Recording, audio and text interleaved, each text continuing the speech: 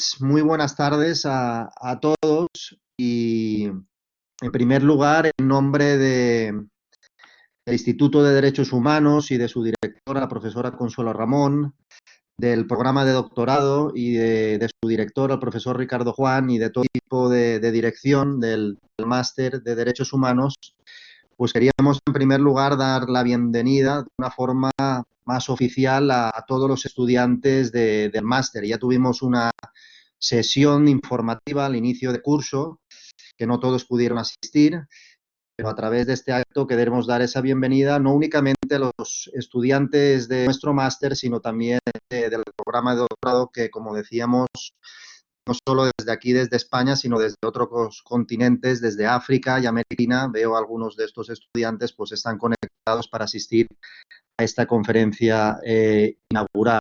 Y con esto damos inicio de una manera formal a este nuevo curso académico.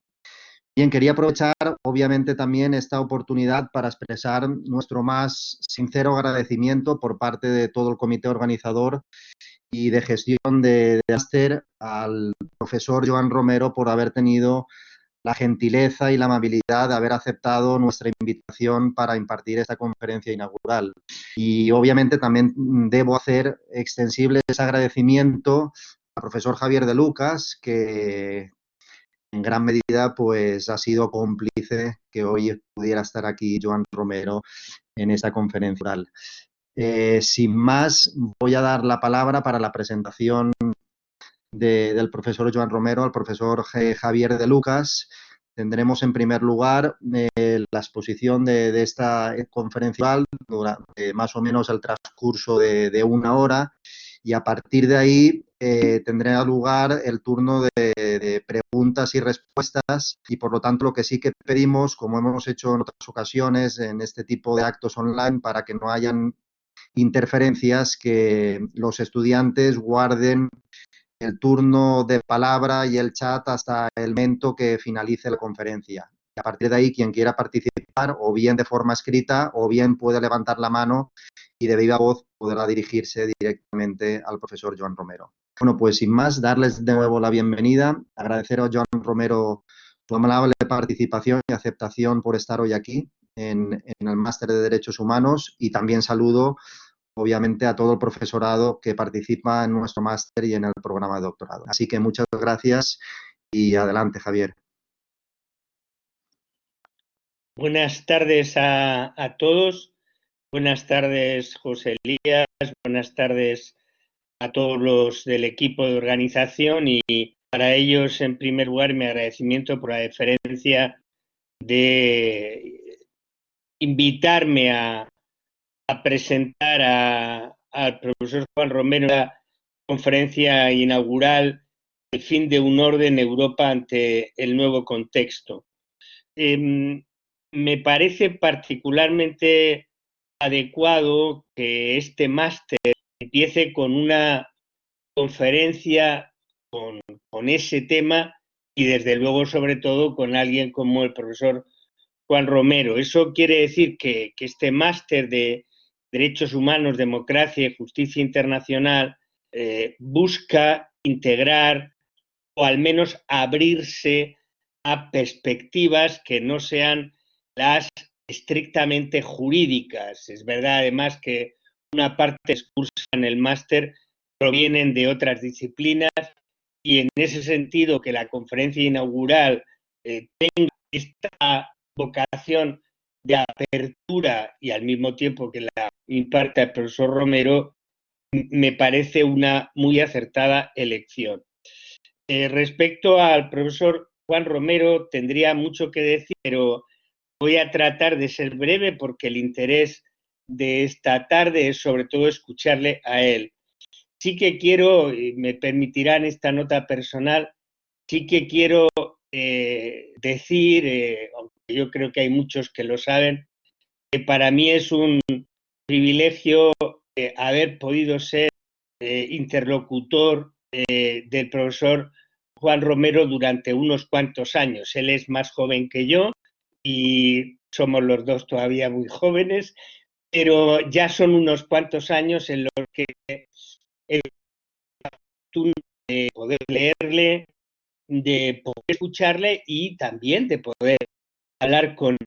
Y en ese sentido, la verdad es que soy uno de los muchos que puedo decir que me he beneficiado y me beneficio del magisterio del profesor Romero, del magisterio en un sentido amplio y del que querría decir alguna cosa más.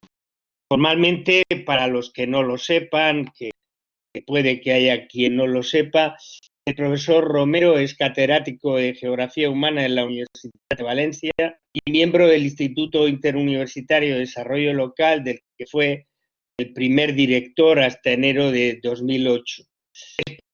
En la universidad, en titulaciones diversas en ciencias políticas y de la administración, en periodismo, en historia y geografía, y también imparte docencia en varios másteres, el de cooperación al desarrollo, el máster en nuevos periodismos, comunicación política y sociedad conocida. Ha sido visiting scholar en la School of Geography en la Universidad de Leeds y ha sido reclamado como profesor y conferenciante en muy diversas universidades. La actividad docente e investigadora del profesor Romero se centra en el campo de la geografía política, si luego él me corregirá si yo no lo he precisado bien, de las políticas públicas y también, y no precisamente solo en los años más recientes, en el ámbito del estudio de la estructura del Estado, en particular de un Estado complejo como es el Estado español, y las formas de gobernanza territorial en España y en la Unión Europea.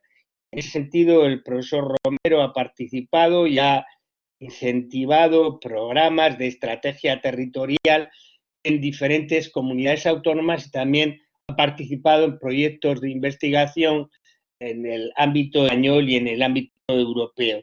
El profesor Romero ha escrito más de 30 libros, ha editado libros con otros autores, ha participado en libros con otros autores en un campo disciplinar muy amplio y sería muy difícil elegir los libros más significativos, por lo menos para mí, aunque voy a mencionar dos o tres que me parece que son particularmente interesantes para entender la trayectoria de investigación.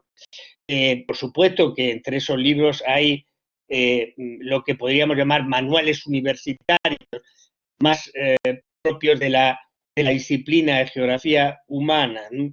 Pero tiene libros entre los que querría destacar Geopolítica y Gobierno del Territorio en España, Historia de las Españas, que es un libro que dirigió con otros autores y que a mí me gusta particularmente. Creo que es una aproximación a la historia de España que es muy interesante. Geografía Humana de España, por supuesto. Más recientemente y en otro ámbito un poco más amplio, la secesión de los ricos junto con el profesor Ariño, o Geografía del despilfarro en España, que tiene que ver con un proyecto de investigación sobre esto de la geografía del despilfarro y las consecuencias de este modelo. El profesor Romero, y aunque yo creo que a él le gusta y destaque porque tiene una absoluta dedicación a ello, su faceta docente y no solo investigadora.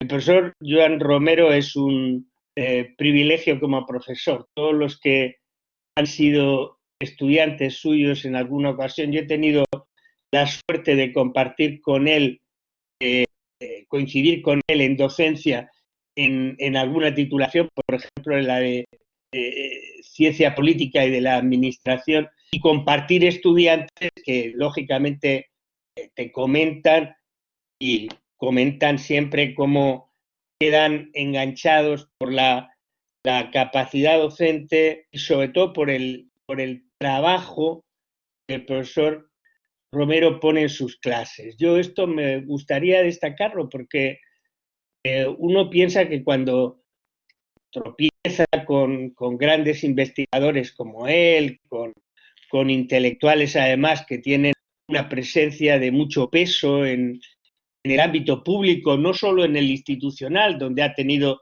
responsabilidades muy importantes a lo largo de su carrera, sino en el ámbito de la sociedad civil, en el compromiso con un espacio abierto, con un conocimiento riguroso.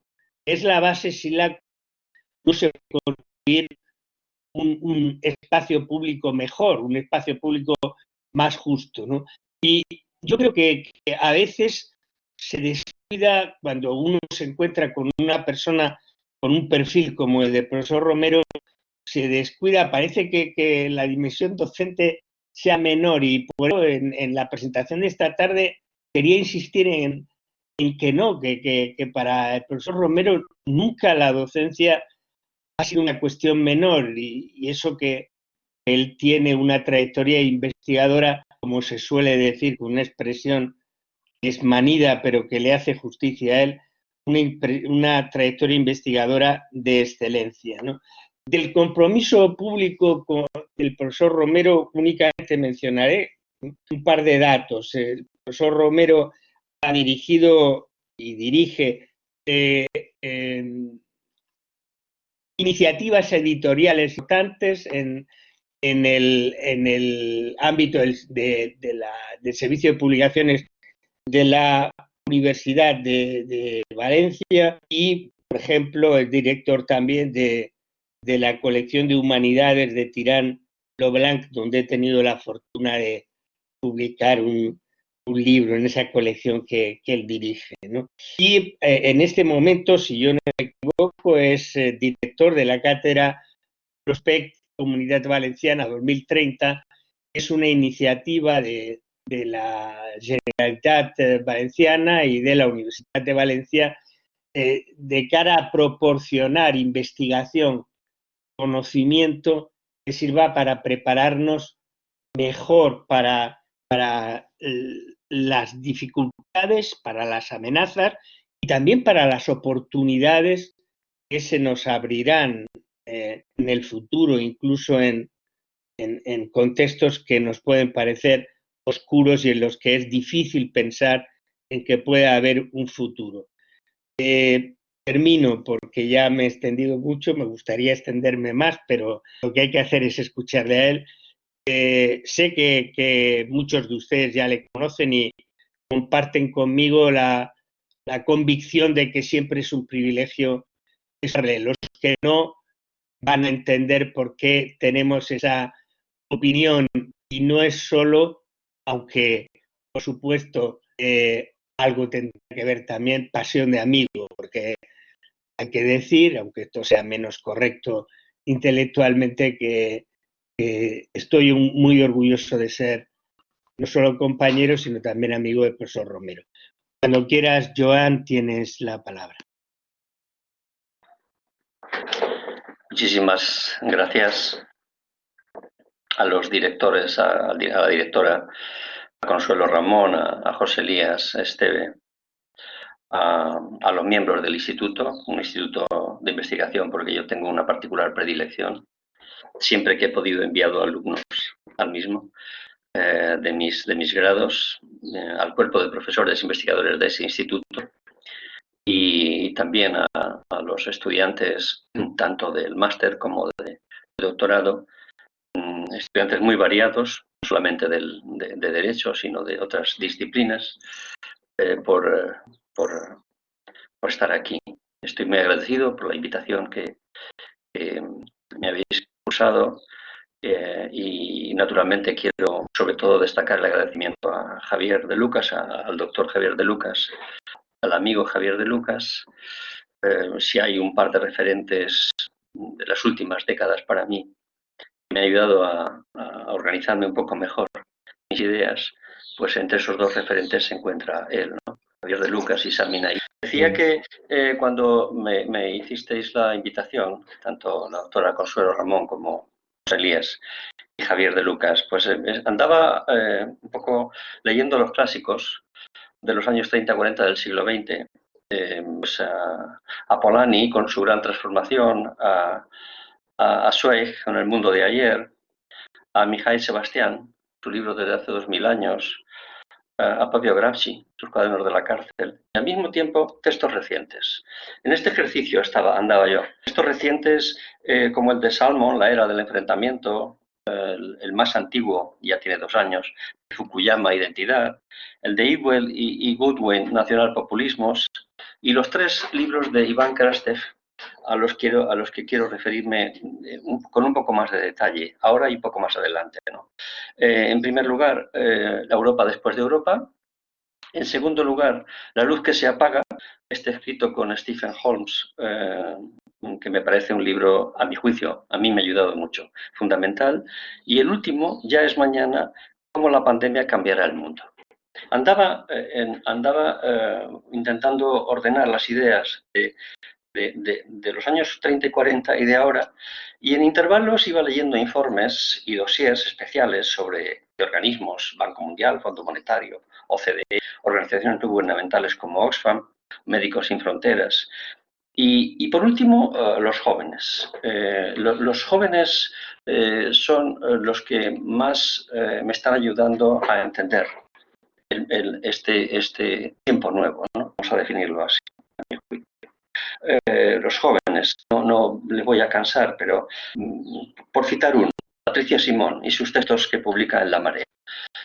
Me referiré a ella también de nuevo al final. Jóvenes nacidos después de los 80, que escriben, que piensan, que nos interpelan, que se preguntan sobre el mundo que les ha tocado vivir. Muchos han vivido lo que mi generación no ha vivido nunca, que son 2 recesiones en una década, ya es decir, y realmente en un escenario completamente distinto al escenario geopolítico, demográfico, económico, político, cultural del tiempo que a mí me tocó vivir, que me tocó gestionar, los años 70, 80 y 90 del siglo pasado, ¿no?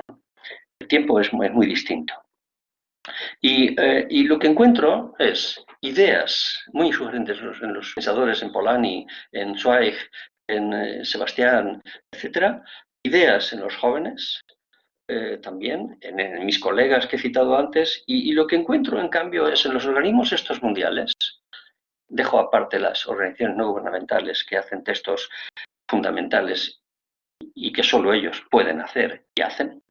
En cambio, los organismos globales encuentro como demasiada inercia, encuentro como demasiadas palabras vacías, términos que se utilizan de manera ambigua, de manera contradictoria y que al final han perdido, incluso engañosa, y al final han acabado perdiendo su propia identidad, su propia esencia, ¿no?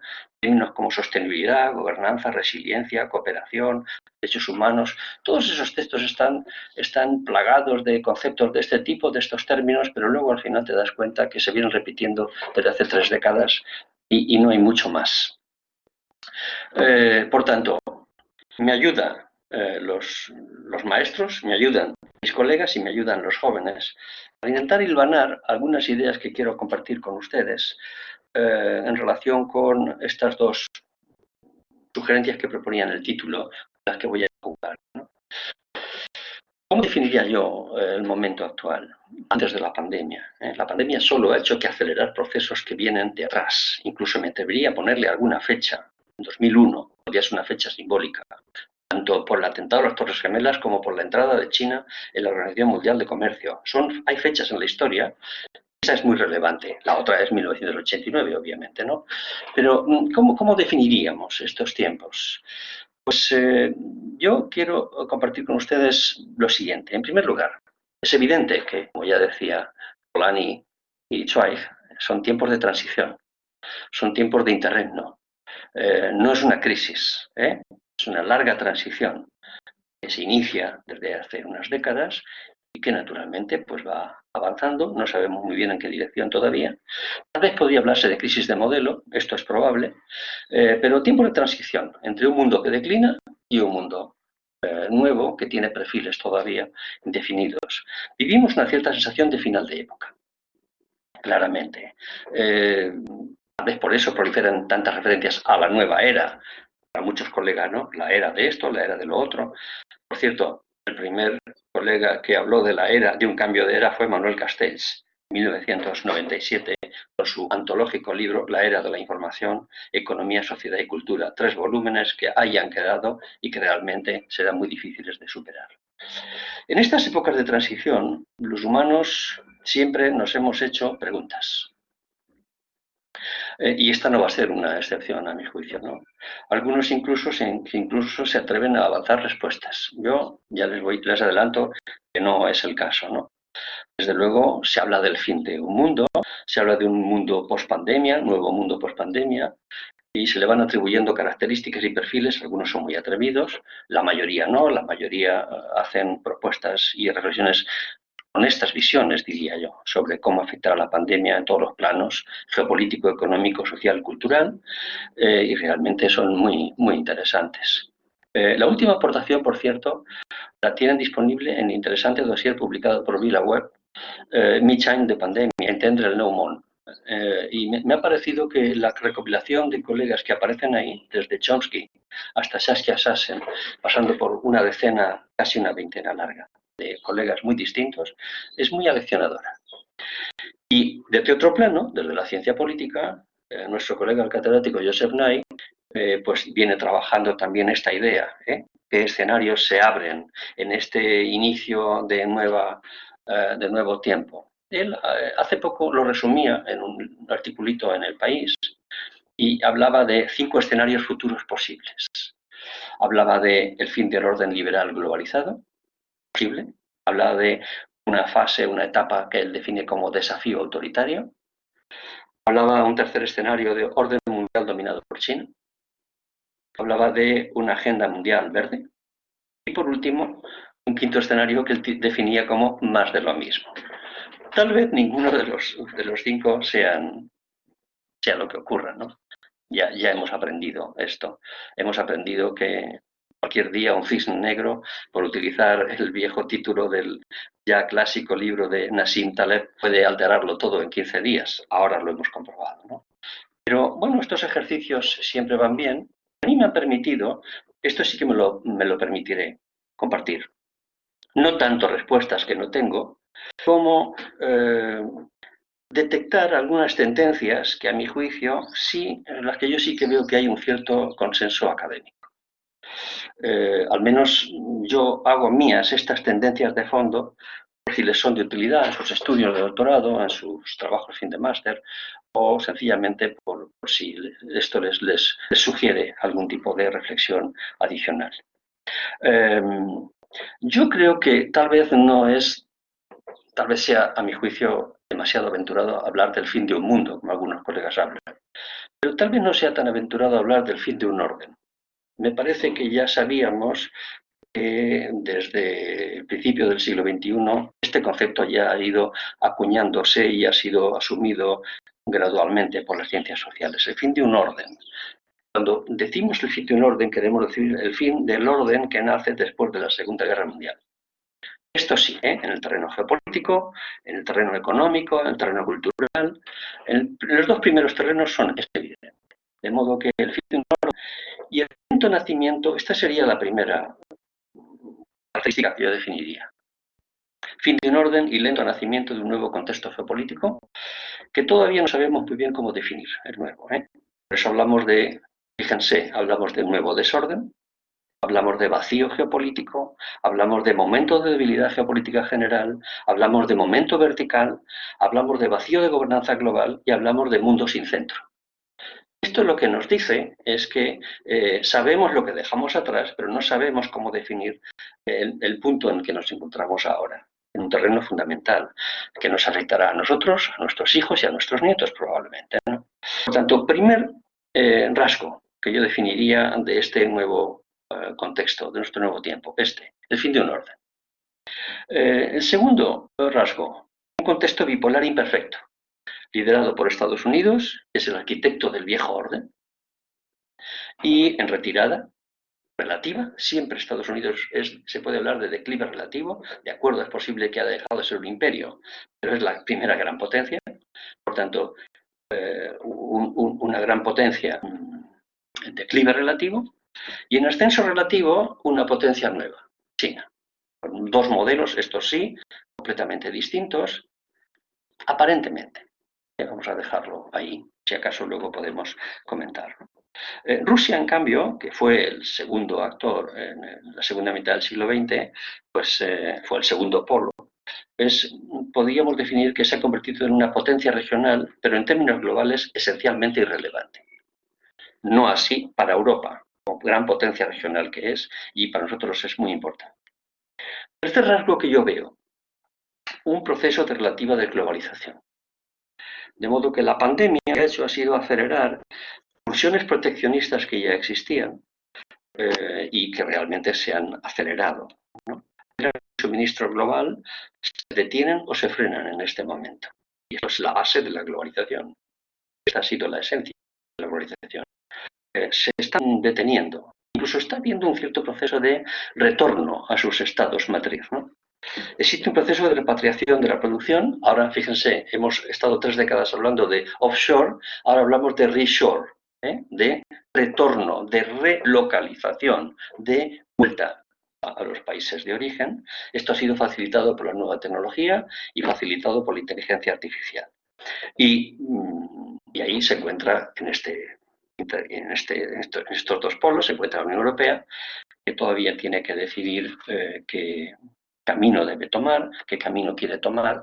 Por ahora solamente se ha dedicado o se ha limitado a declarar a China como rival geopolítico sistémico y al mismo tiempo a lanzar un concepto fuerza que es el de que la Unión Europea tiene que ganar en autonomía estratégica. Cuarto rasgo que yo veo, este me parece muy relevante, especialmente pensando en las jóvenes generaciones. El fin de los grandes relatos. Esta es la cuarta tendencia que para mí, al menos a día de hoy, está clara.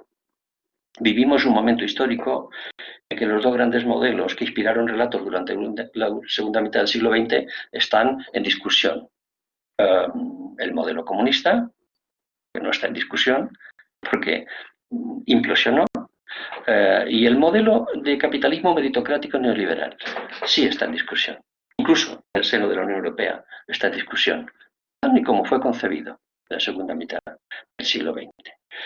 Hay las puertas del fracaso de la utopía neoliberal, de un lado. Tal vez podríamos poner como fecha simbólica del fracaso de esa utopía 2008 y la gran recesión de 2008, y de otro lado hay pues una ausencia de una especie de relato. Enzo Traverso, en un libro fantástico que se llama Melancolía de izquierdas, habla de la gran cesura histórica que se produce por la implosión de la Unión Soviética y el final del modelo bipolar.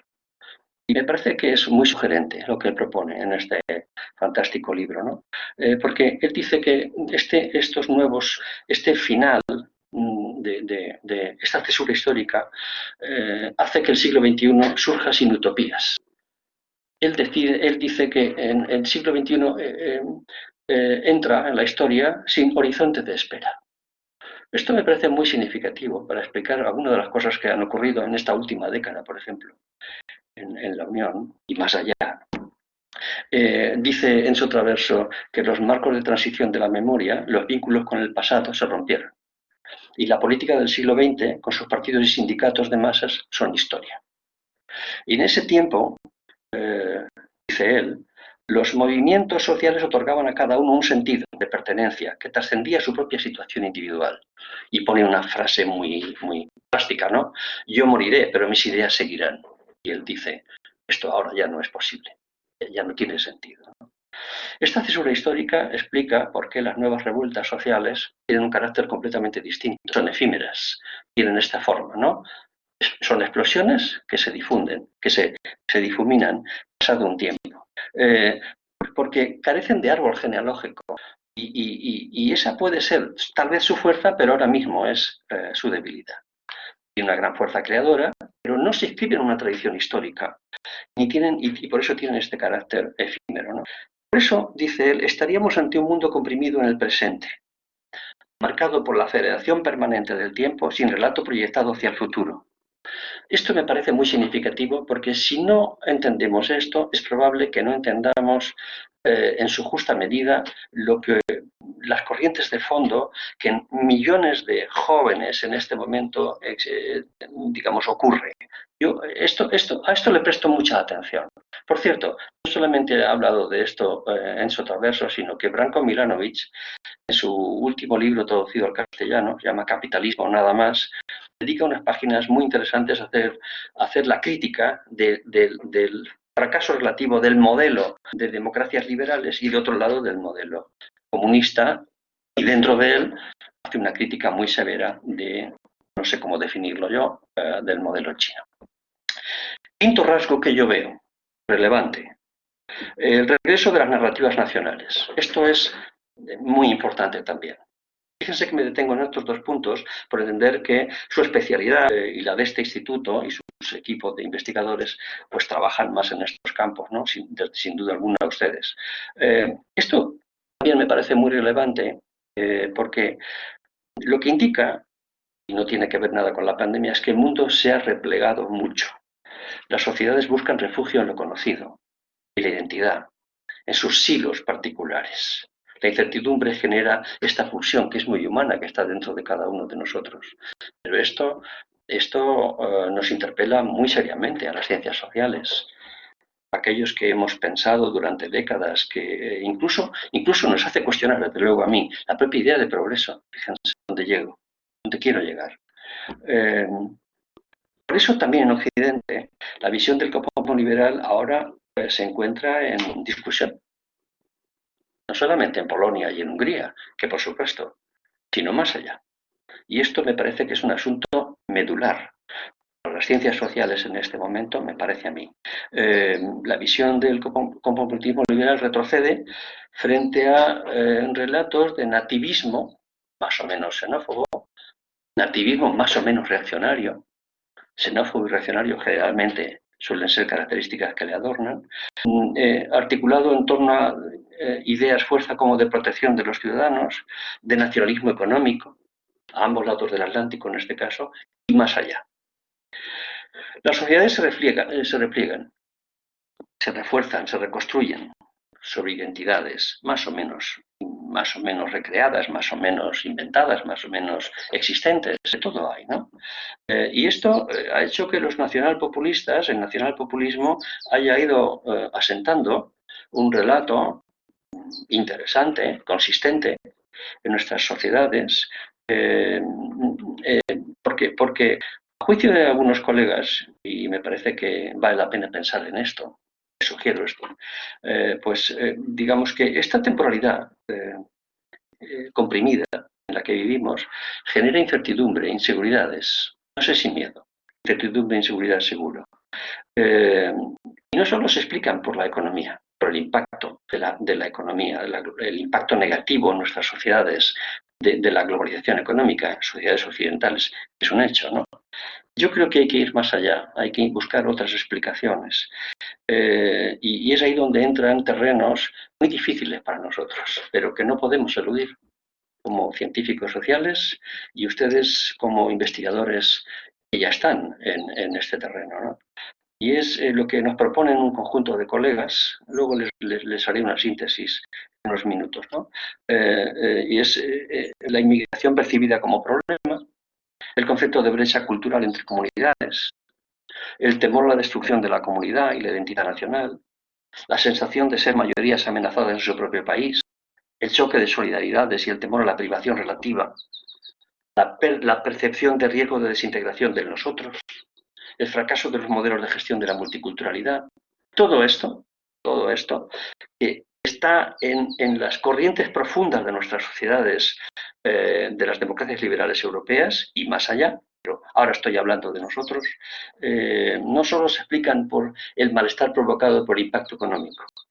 Creo que hay que seguir estudiando este asunto con más detalle y desde luego para mí está claro que erosiona como nunca las bases de la democracia liberal y el propio proyecto político europeo puede verse afectado por ello. Sexta tendencia de fondo que yo veo: las fracturas sociales en el seno de cada país se han acentuado mucho. también en las democracias liberales, también en los países supuestamente más desarrollados, en los países con más renta per cápita o con Producto Bruto, etcétera, ¿no? Se han acentuado mucho. No solamente es paradójico, pero este nuevo tiempo ha hecho que haya una convergencia global entre el Pacífico y Occidente y al mismo tiempo una divergencia local, entendiendo por local cada estado, entre grupos sociales. Este proceso de gran convergencia y de gran divergencia, la gran convergencia estudiada por muchos colegas y la gran divergencia también, pues me parece que es una característica de ese tiempo en la que yo creo que existe consenso suficiente. Desde luego, ¿esto qué correlato tiene para mí? Y esto es lo que nos tiene que interesar a muchos de los que están estudiando estos temas ahora, que me escuchan, ¿no?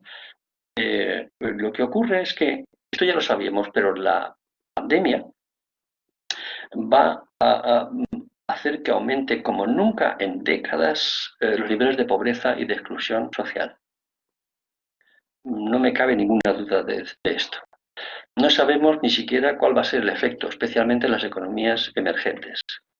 Sí sabemos, al menos yo tengo esta convicción, que las políticas de cooperación al desarrollo van a salir debilitadas, porque el relato nacional hará que, y la recesión y el aumento de la deuda, del déficit presupuestario, hará que el margen de maniobra pues, pueda ser justificado la reducción de ciertas partidas muy importantes, y esto sería peor, como el último informe de Oxfam del otro día lo decía, o que disfracemos en forma de ayuda lo que es en realidad otra cosa, o que disfracemos en forma de ayuda para contener o luchar contra el cambio climático en lo que en realidad estamos disfrazados de otra forma, ¿no? Esto puede ocurrir. Séptima tendencia que yo veo, relevante. Sabemos que la pandemia producirá cambios culturales, individuales, en nuestra forma de ver el mundo y de estar en él. Pero no sabemos la profundidad que tendrán, tampoco sabemos cómo serán estos cambios y cómo se van a trasladar a los lugares, a los espacios de convivencia próximos, a las ciudades, no lo sabemos. Sabemos, muchos colegas piensan que se producirán procesos de transición hacia modelos de ciudad distintos, donde prevalecerá pues, el consumo, patrones de consumo distintos, de movilidad, de ocio, de retorno a lo próximo. Se habla, por tanto, por ejemplo, de la ciudad de los 15 minutos, de consolidación de prácticas más respetuosas con el medio. Esto es probable. Lo dejo probable. Y por último, la única gran certeza que tengo, esta sí es la única vez que me oirán hablar con rotundidad, es que cuando acabe esta década, que inauguramos ahora, lo que mi colega Joan Domènech Ros define como el gran rinoceronte gris, en contraposición al cisne negro de Taleb, este nos va a atropellar, es el cambio climático. No les quepa ninguna duda de esto. Y tendrá muy serias repercusiones en los países desarrollados, especialmente en ecosistemas y en ámbitos como el nuestro, el Mediterráneo, como en los países en desarrollo, de manera muy singular en muchas regiones africanas. Esto ya lo sabemos, ¿eh? El hilo del rinoceronte gris. Lo ves a lo lejos, dice Joan Domènech Ros, te parece que es un animal inofensivo, pero cuando se pone en marcha y tú crees que estás protegido dentro de tu coche y te atropella, pues el coche queda destrozado y tú también. Esto no hace falta creer. Reiteraremos que esto ya lo sabíamos desde hace mucho tiempo. Esto sí, y los efectos van a ser importantes y deberíamos hacer lo posible para que las consecuencias geopolíticas, políticas, económicas y sociales de este efecto que se va a producir, pues fueran lo más mitigadas o adaptándonos lo mejor posible a este hecho que sin duda alguna ocurrirá. Estas son algunas de las tendencias de fondo que yo veo. Provisionales certezas, en realidad. Lo que sí tengo son muchas preguntas, que no les voy a pasar, no les voy a cansar con ellas, pero tengo muchísimas preguntas. Todas guardan relación con el futuro inmediato, los próximos 5 años, 5 años. Y yo creo que hay trabajo para mucha gente, para jóvenes, para estudiosos, para colegas seniors, porque hay muchísimas preguntas que aguardarán respuestas. Tienen que ver, de un lado, con los efectos geopolíticos y económicos, de otro lado, con el impacto en la estructura política o la geografía política por ejemplo, de Europa Occidental, tienen que ver con las libertades, tienen que ver con los derechos, tienen que ver con la libertad individual, tienen que ver con la cooperación, tienen que ver con el desarrollo, tiene que ver con muchas cosas que no sé yo cómo vamos a ir encontrando respuestas. Y por último hay un par de preguntas que sí que me parecen relevantes para el público que hoy nos escucha, ¿no? Y es cómo va a afectar estos procesos a las jóvenes generaciones. Esto para mí es un gran interrogante y un gran desafío. ¿Cómo va a afectar a las jóvenes generaciones estos procesos que están en marcha, que se van a acelerar, que se están acelerando sin ninguna duda, en estas sociedades más rotas, en estas sociedades sin asiento, en estas sociedades donde el pasado no tenemos la vinculación con él y tampoco tenemos posibilidad, sobre todo las jóvenes generaciones, de tener un relato consistente que te permita mirar hacia el futuro con la seguridad fundamental de otras generaciones que sí lo hemos tenido. Esto no sabemos. Y cómo esto va a afectar al comportamiento, a las actitudes, cómo va a afectar a las instituciones, a la credibilidad institucional, partidos, gobiernos, parlamentos. Y una gran pregunta, la última. ¿El mundo será un lugar peor que antes de la pandemia o mejor? De todas estas cuestiones hay muchas preguntas, créanme, me salen por lo menos 30 o 40, pero no les voy a cansar. Pues merece la pena. Yo creo que hay un trabajo muy bueno para jóvenes que han decidido hacer este doctorado, han decidido hacer este máster, porque realmente en el terreno de los derechos humanos, en el terreno de la filosofía del derecho, en el terreno de la filosofía, en el terreno de la antropología, se juegan muchas cosas. Y últimamente, le decía antes al profesor de Lucas que leo cada vez más filosofía y más antropología porque es donde mejores respuestas estoy encontrando, por lo menos donde yo mismo puedo resolver mis propias interrogantes y mis propias dudas, ¿no? Y la segunda parte, la segunda cuestión que quiero compartir con ustedes, ¿cómo afectan estos procesos cómo afronta la Unión Europea este nuevo orden, si le queremos llamar así, ¿no? Y cómo vamos a intentar abordar los grandes desafíos que nos aguardan. En el caso de la Unión Europea. Aquí hay como dos niveles. Uno, ¿dónde estamos en el proceso de construcción del proyecto político mirando hacia adentro? Y otro, ¿cómo estamos? ¿Qué lugar ocupamos en el contexto de este nuevo modelo entre dos grandes potencias, una en declive relativo, otra en ascenso relativo? ¿Qué lugar puede ocupar la Unión Europea en este nuevo tiempo? ¿Dónde estábamos antes de la pandemia? Pues estábamos en una crisis existencial. Ahí estábamos, en un profundo desencuentro entre sus representantes políticos, en plena crisis de gobernanza del euro, en fase de repliegue entre las distintas Europas, norte-sur, este-oeste, una pérdida de confianza en el proyecto europeo, ciudadana, no solamente entre los actores políticos. La gran recesión, además, aceleró más esta desafección respecto del proyecto político europeo, ¿no? Y ahí se dibujaban dos grandes posiciones. Una, los que eran partidarios de más Europa, más Unión Europea, aunque fuera distinta, y otros los que eran partidarios de menos Unión Europea, más Estado, y dejar solamente la Unión Europea como un gran mercado.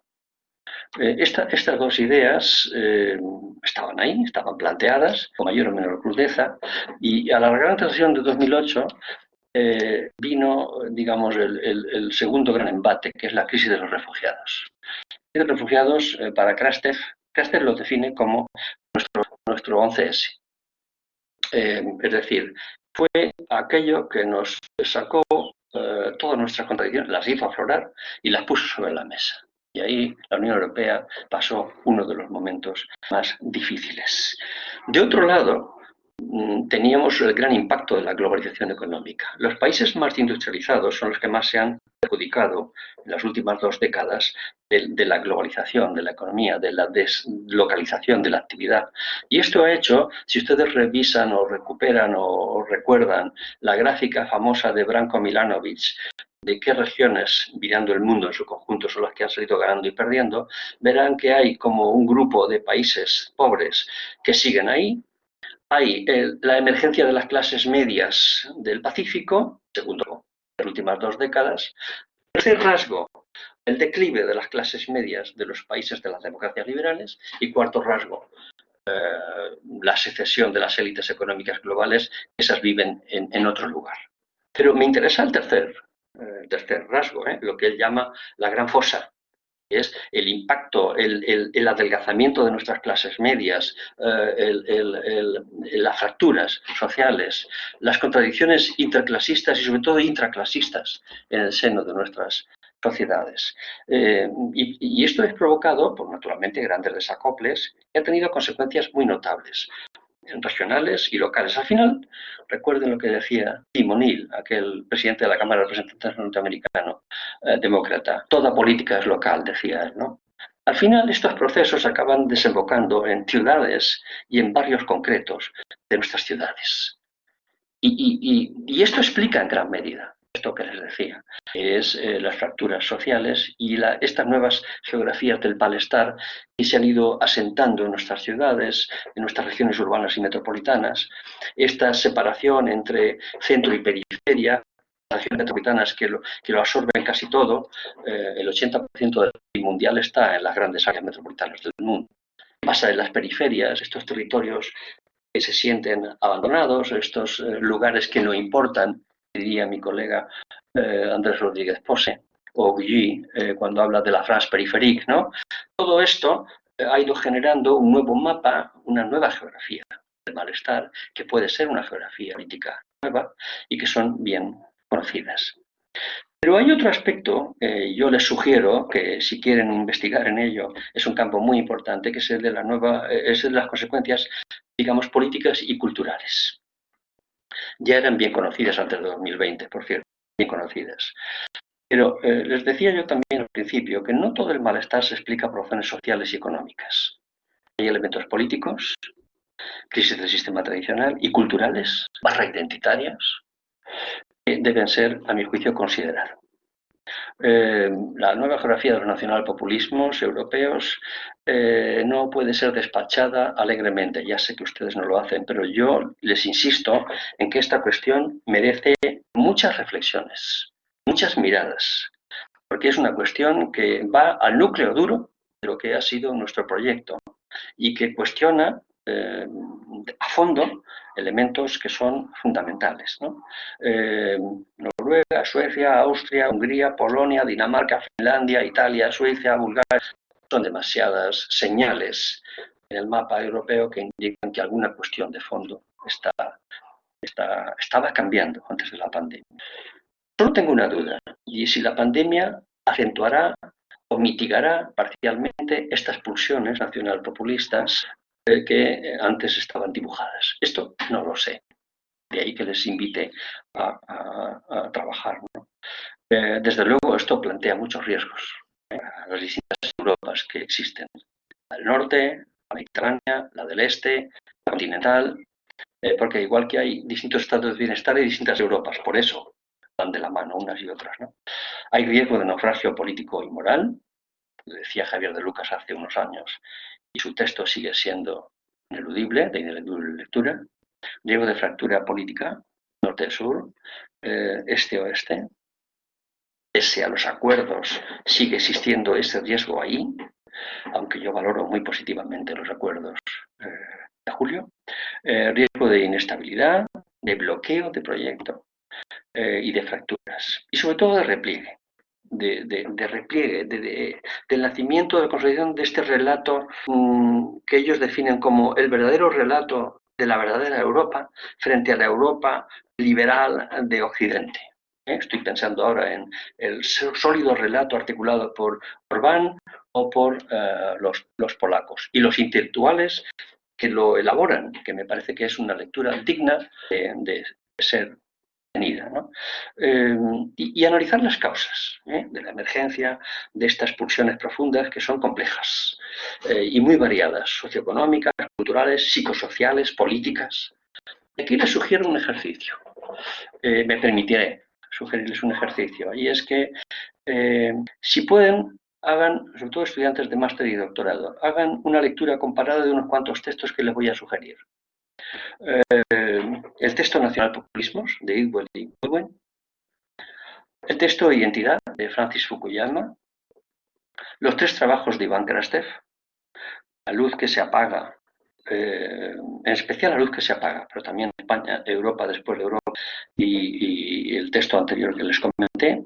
A mí me ha parecido particularmente sugerente La luz que se apaga, que ha preparado con Holmes, porque es ahí donde analiza a fondo el relato que se está construyendo en aquella parte de Europa para decir nosotros somos los verdaderos europeos, no ustedes, que han fracasado. Es como si viene a decir y Krastev, hubo un éxito con la caída del muro, pero ahora al mismo tiempo la batalla la están ganando desde allí, ¿no? Me parece muy sugerente. Los textos de Guilly, especialmente El fin de la clase media occidental, el que publicó el año pasado, los trabajos de mi colega Rodríguez Pose sobre la geografía del descontento en Europa. Una versión muy breve la tienen en Agenda Pública. Les sugiero que hagan una lectura de todos estos textos. Tal vez les ayude a tener más argumentos, desde luego a mí me ha ayudado mucho, más argumentos para entender qué es esto de las democracias iliberales, qué es esto de las geografías del malestar, qué es esto de la corriente de fondo que existe en muchas sociedades europeas, no solamente contra sus gobiernos o contra las élites, sino contra relatos mucho más profundos que están en nuestro ser como europeos, que incluso llegan tan lejos como los relatos de la Ilustración. Y cómo esto luego puede tener traducción en composición de parlamentos, o en políticas de ayuda al desarrollo, o en políticas concretas de aquí o de allá, ¿no? Y nos abre interrogantes, a mi juicio, muy sugerentes, muy sugerentes. Y el segundo gran ámbito, y voy acabando, es la agenda que tenemos como europeos, como Unión Europea, mirando hacia afuera. En este momento tenemos toda la agenda abierta. Y algunos aspectos, sobre todo a jóvenes que están estudiando y profesores que están estudiando este máster y este doctorado, pues nos plantea interesantes o retos muy importantes, ¿no? Tenemos abierta la agenda con Estados Unidos. Hasta el 3 de noviembre no tenemos nada que hacer, nada más que esperar. Si hay un cambio de la administración demócrata, pues será una cosa. Si hay una continuidad de la administración Trump, será otra muy distinta. Muy distinta es muy distinta. Podemos esperar cualquier escenario, pero déjenme que les diga que si hay un cambio de administración demócrata, eso no significa que la Unión Europea no tenga que revisar parte de algo que no hemos hecho durante 80 años, que es nuestra política de defensa. No lo digo yo, lo dijo Obama en el primer mandato. Ya desde el primer mandato vino a decirnos, oiga, revisen su política de defensa. Yo también quiero hacer carreteras, quiero hacer escuelas, quiero hacer hospitales.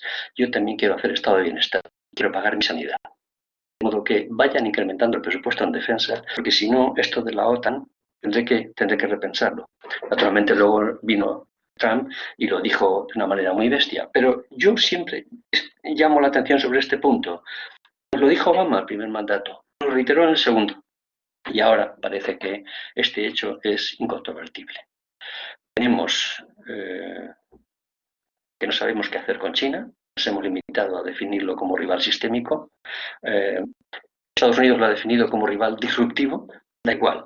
Ahí tenemos un reto importante en términos geopolíticos. La Unión Europea tiene que abordar definitivamente, y no tenemos acuerdo sobre ello, qué hacemos en las relaciones con Rusia, y no hay acuerdo sobre ello en el seno de la Unión. ¿Qué hacemos con países terceros? Ven las dudas que tenemos con Mercosur. Todavía no tenemos una política clara, un gran plan Marshall, y ahora más difícil para África. ¿Qué hacemos con nuestra frontera este en su conjunto, desde Bielorrusia hasta Turquía, y con nuestra frontera sur? Todavía todo esto veo demasiadas contradicciones en el seno de los países. Tengo la suerte de poder hablar con altos representantes y con altos funcionarios de la Unión y veo demasiadas interrogantes. Y como europeos, además de esto que acabo de decir, ¿qué cuestiones de relevancia estratégica tenemos sobre la mesa? Fíjense, Tenemos la gran estrategia de adaptación al cambio climático. Tenemos las consecuencias del Brexit. Tenemos el reto demográfico. Recuerdo que solo somos ya el 6% de la población mundial. Y no conozco ningún actor geopolítico que pesando el 6% mantenga su peso económico y militar. No conozco ningún ejemplo. Somos el 6%, pesamos el 25% antes de la salida del Reino Unido del Producto Bruto Mundial y gastamos el 50% de las políticas de desarrollo, de las políticas de estado de bienestar, de gasto social mundial. Pero solo somos el 6% de la población. Y esto no se podrá mantener. Tenemos asegurado el declive, porque no es posible. Y tenemos que decidir. Y ahí se nos abre la gran contradicción. Si hablamos en serio de migración o no hablamos de migración y seguimos trabajando con la idea de la fortaleza. Este es el gran desafío. Eso lo vinculo. Vinculo reto demográfico, peso económico, actor geopolítico global y qué hacemos con la gestión de las migraciones. Tenemos la lucha contra los monopolios tecnológicos. Tenemos las relaciones con Rusia. Tenemos qué hacemos con el Mediterráneo. Les recuerdo que hay socios de la OTAN que están peleándose el Mediterráneo Oriental en este momento, Turquía y Chipre, socios en la OTAN, naturalmente con intereses estratégicos, cada uno apoyando a cada uno. Grecia, ya saben cómo está ese asunto. Tenemos la gran asignatura, la gran deuda histórica y geopolítica de Europa con África, por abordar, ahora de nuevo con un problema adicional que nos constriñe, que es los efectos de la pandemia, y tenemos la gran política migratoria. Quiero detenerme un segundo en este asunto de la política migratoria, porque hasta ahora lo seguimos afrontando divididos. El profesor De Lucas lo conoce muy bien, y algunos miembros del instituto también, ¿no? Completamente divididos. A día de hoy no sabemos qué hacer. En sus textos de La Marea, Patricia Simón, les recomiendo que lo lean. Tiene un conjunto de textos, se llama Desde Lesbos. Y hay una idea que me ha parecido muy, muy interesante, muy sugerente. Patricia Simón dice que Moria, que es el símbolo, ¿no? Ya saben, dice ella, Moria no es una excepción, es una metáfora, es un sistema. Y esto me parece muy, muy relevante, porque significa que ahí tenemos un gran desafío que nos lleva tan lejos como hasta los valores de la Ilustración. Como ya explicó muy bien el profesor De Lucas, pues este asunto no lo tenemos nada resuelto, en absoluto. Sin embargo, y esta es la paradoja, ahora ha quedado claro, ahora, en ocasión de la pandemia, que la Unión Europea es más necesaria que nunca. El otro día decía en una conferencia que di en el Club de Encuentro Manuel Groseta, me hacía yo mismo la pregunta en voz alta, ¿qué habría sido de España si no hubiera sido miembros de la Unión Europea? ¿Cómo habríamos afrontado esta situación si no hubiéramos sido miembros de la Unión? Ya les digo yo, no lo habríamos sido capaces de afrontar. Ya les digo yo. Es más necesaria que nunca, especialmente para la Europa, las periferias europeas, la vieja periferia y la nueva periferia, ¿no? Hemos tenido tres grandes oportunidades recientes y dos las hemos desaprovechado, la gran recesión y la crisis de los refugiados. No sé si la tercera oportunidad, que es la del gran acuerdo del gran programa de recuperación, la sabremos aprovechar. Hemos llegado aquí por deméritos propios. No hay que buscar enemigos fuera. Nos lo hemos buscado nosotros mismos. No hemos sido capaces de desarrollar políticas públicas europeas. Hemos tenido demasiadas décadas para hacerlo. No tenemos resuelto el tema del dumping fiscal entre Estados miembros. No tenemos una agenda social consistente, justa y solidaria. No hemos hecho lo suficiente en materia de investigación, de innovación, de dependencia energética. Somos un territorio colonizado tecnológicamente por Estados Unidos y por China. ¿Por qué? Porque no hemos sido capaces de ganar autonomía estratégica en campos fundamentales como es este, donde se juegan las próximas décadas, ¿no? No hemos garantizado nuestro modelo industrial. Hemos estado a punto de hacer desaparecer nuestro modelo de desarrollo rural y nuestras agriculturas. Carecemos de política migratoria común. Hemos tocado fondo con la crisis de los refugiados. No quiero seguir. Fíjense la agenda en la que nos encontramos. Si quisiéramos, podríamos. Y con esto quiero acabar. Si quisiéramos, podríamos. Fíjense que en los acuerdos de reconstrucción 2021-2027, que yo les doy categoría de históricos, aunque no sean en términos geopolíticos equiparables a los efectos geopolíticos del Plan Marshall de la posguerra, les doy categoría de históricos. Pueden ser una gran oportunidad, especialmente para algunos países del sur de Europa. Pero todavía tendremos que demostrar que somos capaces de aprovechar ese esfuerzo que los socios europeos han querido, esta prórroga que han querido darse. Puede ser el nacimiento de un proyecto consistente y nos permitiría convertirnos en un tercer espacio geopolítico y al mismo tiempo consolidar el proyecto político de la Unión, pero si no, realmente será una fuente de decepción y entonces los escenarios se abren y son bastante imprevisibles. Acabo con una reflexión final.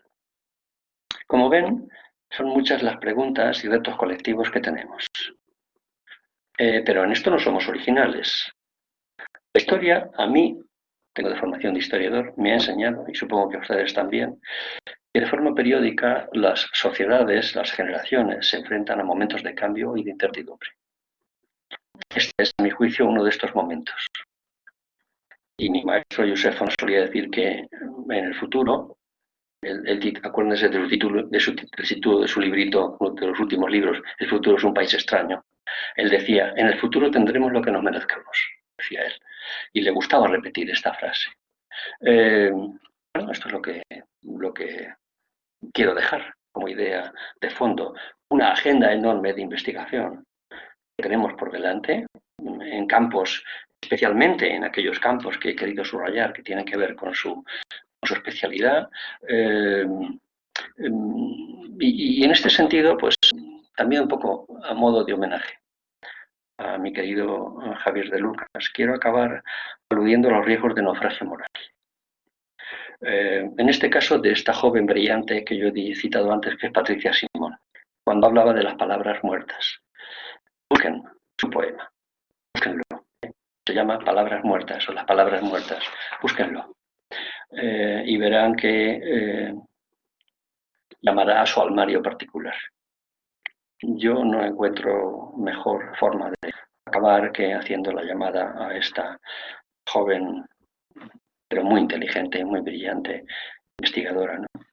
Y mientras leía el poema, recordaba que la llamada nueva normalidad, por ahora, reactivará los CIES, las deportaciones de caliente, la externalización de los controles, reforzará la concepción securitaria, las migraciones, seguimos discutiendo, pero mientras tanto esto ocurre. Y recordaba una frase de Stefan Zweig que hace años me impactó mucho. Decía Zweig, nuestro mundo retrocedía un milenio en lo moral, decía él. Se refería al mundo de 1940. Y cuando él señalaba que una vez, y además señalaba que una vez más terminaba una época y empezaba una época nueva. Espero que en este tiempo nuestro, esta época nueva que se nos abre, que va adquiriendo perfiles, no sé cuáles, pues sea distinta de la que vivió Stefan Zweig poco antes de suicidarse en 1940. Gracias por atenderme y estoy a vuestra disposición.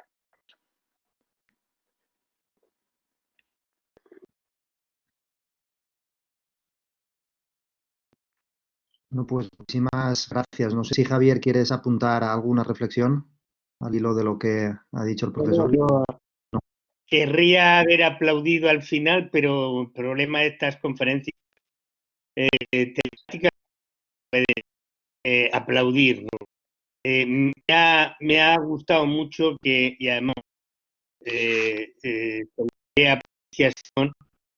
me ha gustado cómo ha recogido el profesor Romero esos textos y ese trabajo magnífico que lleva haciendo desde hace tiempo.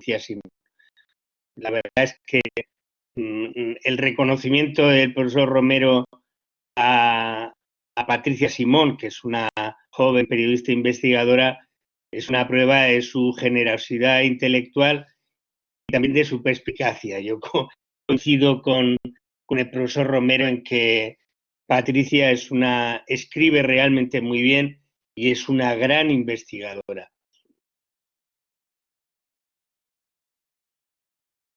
Muy bien, pues, Estoy a vuestra disposición, José Elías. pues antes vamos a dar ya paso a turnos de preguntas, inquietudes, reflexiones que puedan acudir a todos los participantes. No sin antes, de nuevo, pues agradecer al profesor Romero pues que haya hecho una radiografía tan exhaustiva y abrumadora de los tiempos que corren desde tanto enfoque multidisciplinar. Y en este sentido, desde lo que no más nos afecta a nosotros, desde nuestros estudios de derechos humanos, pues la verdad, pues ciertamente todos los planteamientos que ha puesto encima de la mesa, pues suponen realmente un gran desafío que tenemos encima de la mesa. Y ya lo decía el profesor De Lucas y lo hemos podido comprobar, pero estábamos absolutamente convencidos que era un absoluto privilegio poder contar hoy con la participación del profesor Joan Romero y así ha sido. Así que vamos a aprovechar los minutos que nos restan para poder tratar de adentrarnos en alguna cuestión concreta o de hacer alguna reflexión o poder preguntarle alguna cuestión particular al profesor Joan Romero. Así que abrimos el turno de palabras, de intervenciones a cualquier de los estudiantes o participantes, bien a través del chat de manera escrita o bien levantando la mano y conectándose a viva voz. Así que adelante.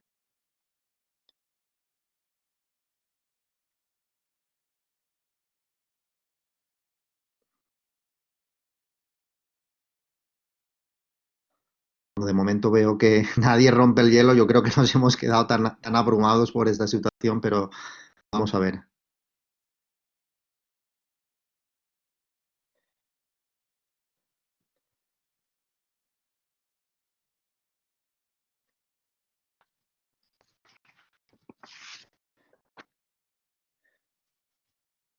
Pues para romper el hielo, si no, empiezo yo con una cuestión, ¿no? Una cuestión que sobre todo, básicamente me preocupa y en este sentido le he dedicado pues, estos últimos meses y también años pues, cierta dedicación a esa cuestión, sobre todo de la emergencia como nueva potencia mundial de China, pero sobre todo cuáles son sus efectos en los derechos humanos, ¿no? Y en este sentido, pues me preocupa especialmente, ¿no? que a la deriva ya que habían tenido esta cuestión desde los derechos humanos, desde ese punto de inflexión que había sido el 11 de septiembre que se ha mencionado, pues se añade a todo ello, pues toda una ofensiva de las grandes corporaciones multinacionales chinas, además, que vienen patrocinadas directamente, sino que directamente controla el Estado. Y esas manifestaciones y efectos en los derechos humanos se vislumbran ya claramente en muchísimos países del mundo, especialmente en distintos contextos en países latinoamericanos y africanos, ¿no? Y cómo esos nuevos corredores energéticos que van surgiendo de estos países, pues ponen aún y tensan más todo lo que es otro naufragio que es el sistema de derechos humanos, ¿no? Y todo ello acrecentándose con la inquietud de que también la República Popular China va ocupando puestos en distintos organismos de Naciones Unidas que hacen incluso incontestable pues algunas de las pretensiones de las víctimas de estos continentes, ¿no? Entonces, en ese sentido, me gustaría si el profesor John Romero tiene respecto a esta cuestión de la emergencia china, porque, por ejemplo, al mismo tiempo también nos viene anunciando que tiene un plan para el 2040 para mitigar y luchar contra el cambio climático, si cuál cree él que sería ese diagnóstico de China, si China finalmente tratará de reconducirse, tratará de alinearse y respetar ese derecho internacional de los derechos humanos y esta es una única primera fase expansionista que después se convertirá en otro cambio de modelo o precisamente tenemos que temer ese ascenso desde este punto de vista de los derechos humanos fundamentalmente. ¿Me oyes bien, José Elías? Perfectamente. Desde el punto de vista de los derechos humanos no espero nada. Absolutamente nada. Pero es un asunto muy relevante. Este asunto va a ocupar sin duda esta década, con toda seguridad, ¿no? Aunque ya sabes que los chinos he dedicado mucho tiempo a estudiar el caso de China. Explico geopolítica. de modo que en la facultad, por tanto, es mi obligación. China tiene una fecha en el horizonte puesta, que es 2049. Ellos trabajan así, ¿eh? Es cuando se cumplen 100 años de la revolución de Mao. Y las piezas van colocando en ese escenario, ¿eh? De modo que cada congreso del Partido Comunista va dando pasos graduales con esa fecha que es histórica para ellos, que es 2049. Ellos pretenden pretenden naturalmente acabar con el siglo de la humillación que dicen ellos, ¿eh? Y este será 2049. Mientras tanto, ¿qué han ido haciendo? Pues han ido, como tú decías muy bien, han ido con un modelo muy singular, eh, capitalismo de Estado, eh, capitalismo neoliberal de Estado, no sé cómo definirlo, pero algo así. Milanovic lo define de otra manera, pero viene a ser algo así como capitalismo político, lo define él.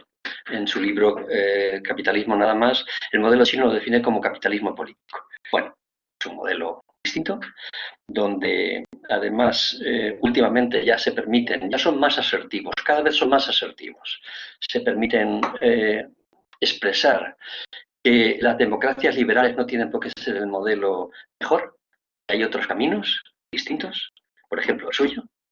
Se permiten naturalmente explicar su nivel de eficiencia en funcionamiento, saben convivir muy bien el modelo con niveles aceptables de corrupción política, son bastante notables, y al mismo tiempo, naturalmente, es un modelo donde no hay libertades y, por tanto, no espero nada en el terreno de derechos humanos. Han ganado la presencia geopolítica en África y en América Latina, son el país más presente, claramente, desde hace una década. El país más importante en África en este momento exterior es China, en América Latina también, más que Europa en África, más que Estados Unidos en América Latina. Y aquí se me plantean dos cosas que quiero aprovechar para verbalizar. Una es que tal vez no hablemos en esta década de la nueva Guerra Fría, pero estamos al inicio de un gran enfrentamiento con la sociedad digital encima de la mesa, que es Estados Unidos y China. Lo simplifico en el 5G, pero esta es la gran batalla. Tal vez no hablemos de Guerra Fría, nueva Guerra Fría, pero sí de un gran enfrentamiento por ver quién lidera en el siglo XXI, en esta década que viene, la transición digital y quién se hace con esta cuestión. Por cierto, para alguno de ustedes que tenga interés, el último, La Vanguardia, saben que tiene un monográfico que se llama La Vanguardia Dossier. Pues el último, que salió anteayer, o hace una semana escasa, está dedicado a 5G, precisamente. Es un fantástico monográfico sobre las batallas, las tensiones que se van a producir. Yo he dicho antes, la Unión Europea es un territorio colonizado tecnológicamente por Estados Unidos y por China. Y esto me preocupa. Hay dos cosas, y con esto acabaré, que me preocupan. Una, como alguna vez me ha escuchado decir Javier de Lucas, en geopolítica, si no estás en la mesa de las negociaciones, es que formas parte del menú. Y la Unión Europea en este momento forma parte del menú. No está sentada en la mesa. Y la negociación en este momento pasa por la gran la transición tecnológica, por la transición digital, por el 5G. De modo que las detenciones de la hija del de Hawái en Canadá, todo esto forma parte de esta historia, es una historia muy importante. Por tanto, deberíamos formar parte de la mesa, no del menú.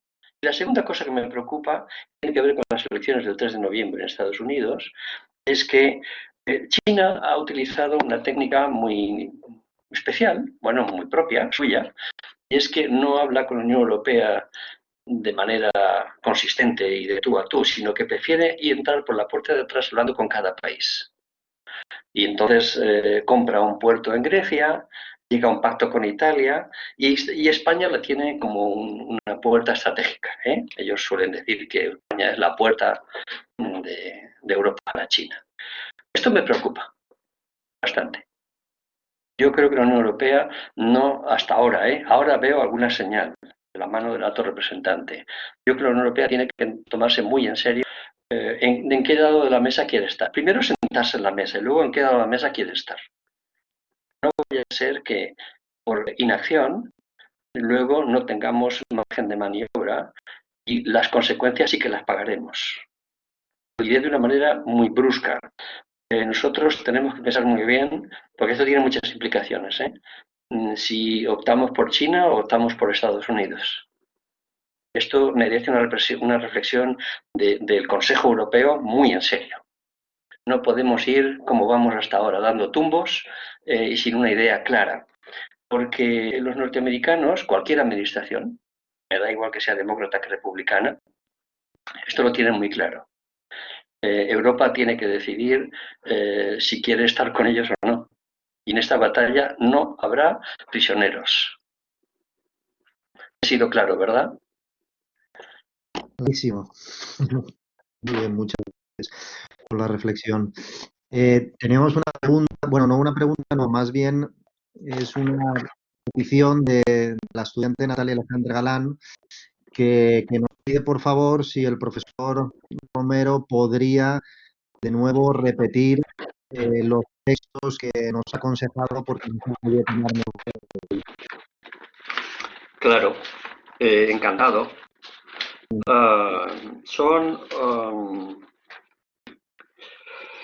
Cuando he hablado de que os recomendaba la lectura comparada de unos cuantos textos para hacernos una idea, he citado Nacionalpopulismos, es un libro publicado por Idwell y Goodwin, el libro de Francis Fukuyama, Identidad,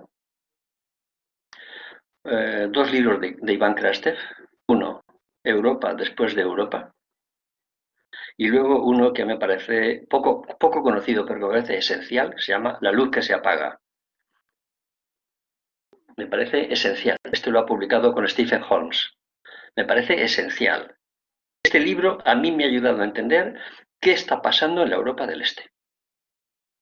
Y cómo este asunto del relato de qué Europa piensan ellos y de cómo nos miran ahora por encima del hombro, y eso se lleva detrás del 70% de su electorado, esto me ayuda a entender por qué. Me parece un libro esencial. Y luego he citado dos textos más. Uno, un autor, Guilly, que tiene un libro que se llama La France périphérique, que creo que no se tradujo al castellano nunca. Y luego uno que es La France périphérique, debe ser de 2014 o 15, donde desarrolla la primera idea de los lugares que no importan. Lo que no es París está fuera de. Y luego ha publicado un librito el año pasado que se llama El fin de la clase media occidental, No Society, el fin de la clase media occidental, me parece que, digamos, redondea su primera idea. Y por último, mi colega Andrés Rodríguez Pose, que es catedrático de la London School of Economics, lleva tiempo trabajando en ambos lados del Atlántico el asunto de los populismos. Publicó un monográfico, un texto que es libre, que está publicado por la Unión Europea, se llama Geografía del Descontento en Europa, está libre y se puede consultar. Y luego en Agenda Pública, después de discutir conmigo, porque en este asunto no nos poníamos de acuerdo, publicó un articulito más breve en Agenda Pública que se llama sobre Geografía del Descontento y del Malestar en la Unión Europea. Y me parece que son dos textos interesantes. Ahora está trabajando a fondo la explicación de las bases sociales de apoyo al Partido Republicano y a Trump en Estados Unidos. Tiene una fantástica investigación sobre esto. Muchas gracias. A continuación, Adrián Torres pregunta si cree que sería posible la creación y consolidación de un sistema internacional, europeo, y efectivo de coordinación del sistema migratorio post-COVID. Voy a responder brevemente diciendo que me gustaría que fuera posible. Pero el profesor Javier de Lucas y yo sabemos, porque conocemos a mucha gente en Bruselas, sabemos que en este momento el desacuerdo es total. En materia de política europea, en materia migratoria. Total. Cuando el desacuerdo es total, entonces no hay nada bueno que sacar de ahí. solamente se mantendrán los presupuestos para la política securitaria, para la externalización, las devoluciones en caliente, porque por ahora no somos capaces de ponernos de acuerdo. Y voy a decir más, y no sé si el profesor de Lucas estará de acuerdo.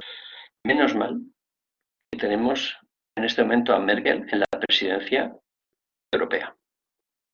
Porque si no tuviéramos a Merkel en la presidencia europea, la situación aún sería peor. Porque Merkel quiere pasar a la historia como la persona que ayudó a cimentar un poco más la Unión, a evitar la discordia. Y está haciendo de pegamento. Pero si no, todavía el asunto podría estar peor. No tengo buenas vibraciones en cuanto a una política migratoria común europea. En este momento no las tengo. Lo cual es una gran contradicción, como decía antes. Una enorme contradicción.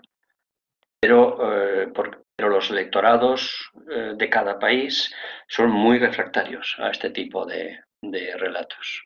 Le recuerdo a la persona que me ha preguntado, cuando Merkel aprobó la incorporación de 1 millón de sirios que huían de la guerra, perdió 2 millones de votos en un mes. Y fue el origen del nacimiento de la Alternativa por Alemania como partido político. Esta es la realidad. Muchas gracias. Ha levantado la mano Ana Torrecillas. Ana, si quieres directamente lanzar tu pregunta, profesor. ¿Se me escucha? Sí, te escucho, Ana. Vale, genial. Pues, No le veo, pero le escucho. Vale, quería hacerle 2 preguntas. En primer lugar, sobre los nacionalpopulismos que usted traía a colación. Quería preguntarle qué función cree que han desempeñado los nacionalpopulismos en el contexto de la pandemia del COVID, las consecuencias que han podido acarrear no tras la superación, porque todavía no lo hemos superado, sino realmente en el momento actual. Y también quería preguntarle acerca de qué posibilidades le ve al papel que puede desempeñar la democracia representativa en este nuevo orden del que nos venía hablando. Gracias por sus preguntas. La primera, los nacionalpopulismos no han desempeñado prácticamente en los países de Europa Occidental, de la Europa de los 15, no han desempeñado papel alguno, han estado silentes. Han estado silentes. Algunos colegas de este silencio han sido capaces de concluyen que la pandemia les ha sentado mal a los populismos, los nacionalpopulismos. Concluyen esto. Es probable, es probable.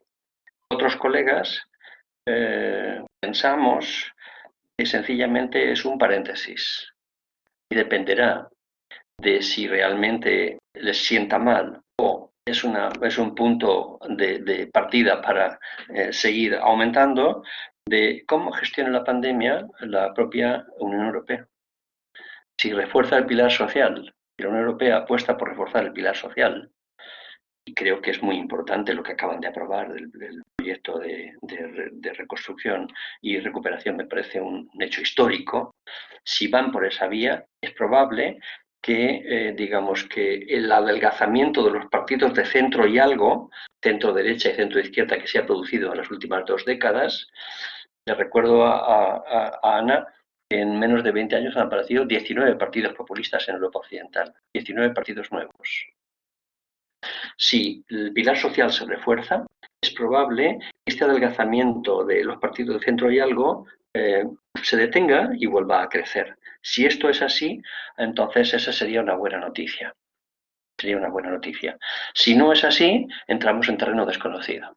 Porque a mí siempre me gusta preguntar, cuando hablamos de esto, a los colegas que me critican, por ejemplo, a Macron. Ahora no, antes, ¿no? Hace 2 años o 3.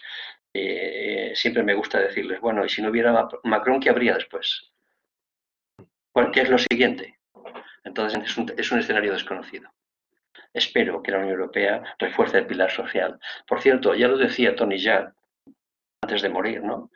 Decía Tony Judd, como sabían los viejos reformadores, el pilar social, la cuestión social, si no se aborda, no desaparece. al contrario, va en busca de soluciones más radicales. Eso decía Tony Judd. Y el populismo encuentra en esta desorientación y en las fracturas sociales intraclasistas, encuentra un caldo de cultivo extraordinario. Por tanto, es tarea de las instituciones europeas reforzar el pilar social, como por cierto se comprometieron varias veces desde hace mucho tiempo. Y la primera vez que veo que hay una cierta intención es ahora con este plan de recuperación. ¿Qué posibilidades le veo a la democracia representativa? Yo le veo posibilidades. Porque es que si no, Ana, ¿qué hay después? Escenarios de democracia iliberal, versiones autoritarias de la democracia, el trumpismo generalizado, la descomposición institucional, la confusión de ejecutivo, legislativo y judicial, el modelo polaco. ¿Qué hay después? Yo creo que nos va mucho. Y creo que todavía, aquí veo una parte buena, yo creo que la Unión Europea, en este punto, somos un constructo muy singular, inédito, inacabado, pero muy singular. Pero la Unión Europea todavía sigue siendo vista desde fuera como fuente de valores. Y la democracia representativa sigue siendo un pilar fundamental. Todavía esta cuestión se nos reconoce. Dependerá de nosotros en parte. Desde luego tenemos un gran adversario en casa. Se llama nacionalpopulismos. No me cabe ninguna duda. Su objetivo es destrozar los cimientos de la democracia representativa. No tengo ninguna duda de ello.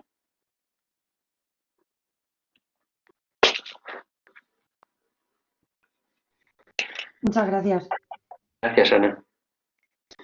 Y finalmente, una última cuestión, si puede contestar al profesor Romero muy brevemente, porque ya hemos excedido y estamos abusando ya de su tiempo después de su dilatada ya conferencia.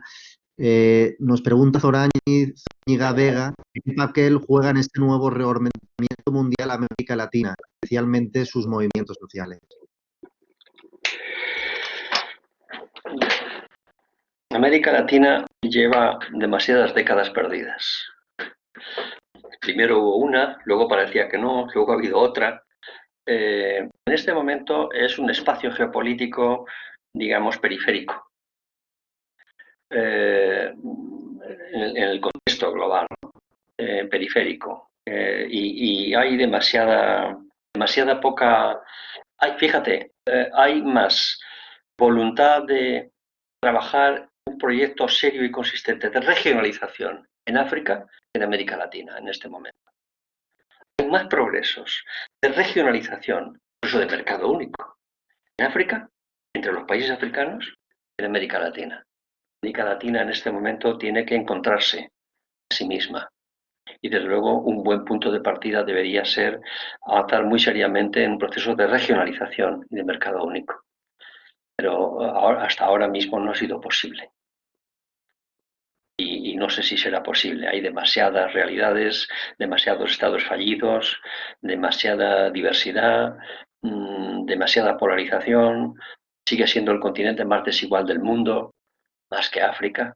Ojo con esto, más desigual del mundo. Entonces, en este momento tiene esta delicada situación. Y no nos dejemos engañar por victorias pírricas, que siempre son interesantes, ¿no? Como la de Bolivia. Esto no es la cuestión. La cuestión es si el subcontinente como tal piensa en clave de década y construye bases sólidas de cooperación regional. Esto sí, y luego como tal concita acuerdos, por ejemplo, Mercosur u otros, con otras regiones del mundo.